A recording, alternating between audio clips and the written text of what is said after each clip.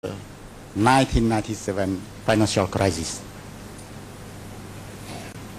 And you know that now we are in the beginning of the dry season. So we have not enough water to spray our tree. So can you share with us how Cambodia can learn those experiences from your experience?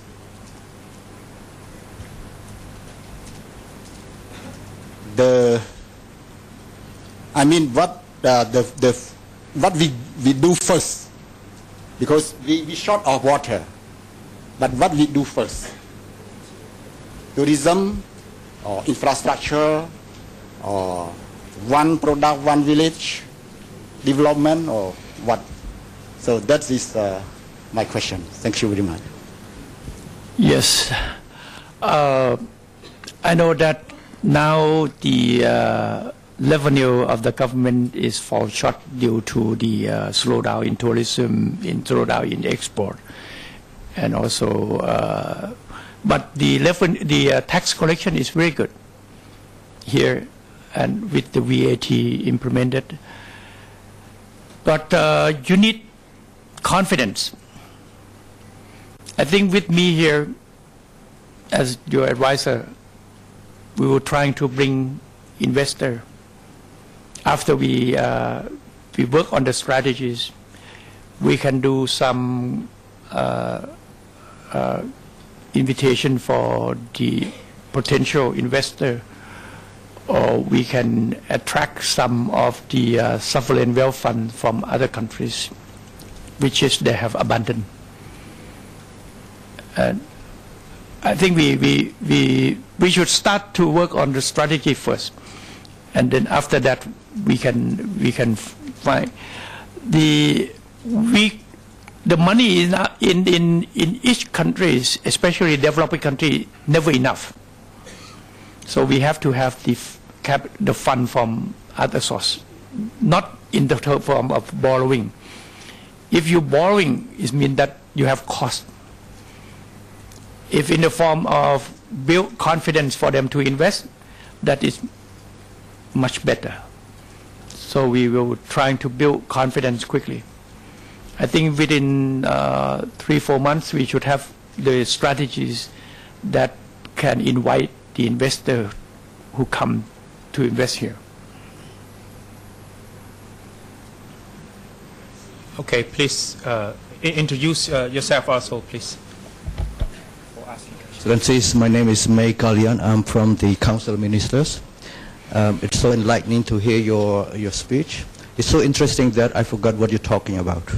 It's so global and everything contained.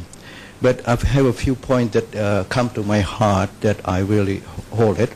One is your concern about the poverty, and your concerns about the credit system, and also about agriculture area. You mentioned about your village fund, which is very interesting, but I'm not quite sure whether our government now have problem or not problem of the budget to support the thing you propose. So in addition to social fund you're talking about, or village funds, what kind of formal institution and financial sector that you like to propose in order that the poor people have access to capital, as you mentioned? I think this is my question to you. Thank you very much. Thank you. I have to understand the financial institution and structures here first. I come here with very little knowledge, because I came here almost 20 years ago. It's totally changed until I cannot update myself well enough. And it's quite urgent for me to come. So let me prepare more on what resources you have. But I think we have to use the what we call is the special vehicle types of financial institution that you need, especially which belong to the government. We will use that kind of vehicle.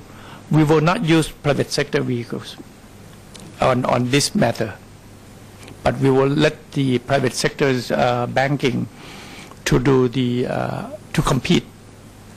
We will trigger the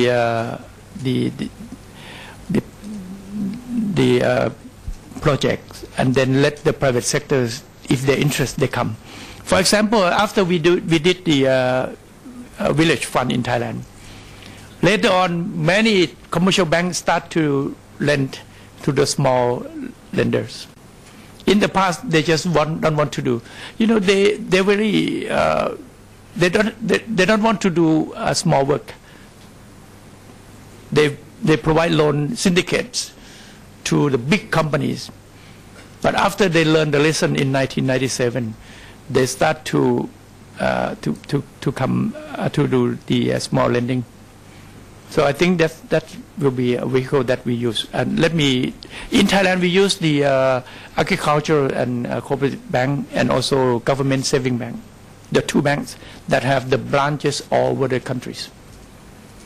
That allow the villagers to the fund to be deposited at the government bank, and then let the government bank manage the real money, but the figures is managed by the people. Okay, we see two hands here. Please, please, Excellency. Mike, please. My name is Pung Kiel Sai, the chairman of Cambodia Banker Association.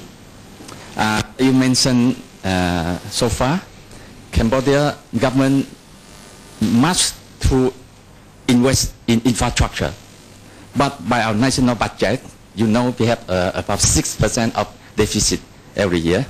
So ask you the national fund to do the infrastructure is quite difficult.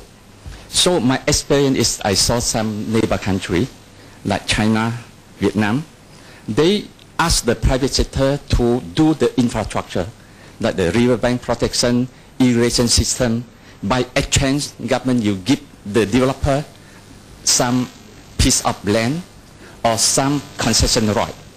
That means government don't pay anything, and they get the bridge and riverbank protection or irrigation system. I think this quite successful experience in some neighbor country. I don't know whether Thailand have this kind of process, and this kind of process can do in Cambodia. Thank you. Well, it depends on confidence. In the name of the game of capitalism economy is the trust and confidence. If you can build trust and confidence, the paper can turn to money. If there is no trust and confidence, your money turns paper. So you need to build it. And during my administration, I announced worldwide that any people can come to invest in the infrastructure project in Thailand, irrigation, mass rapid transit, and the education system. But we are not paying you in baht. We are not paying you in US or Euro. But we are paying you on our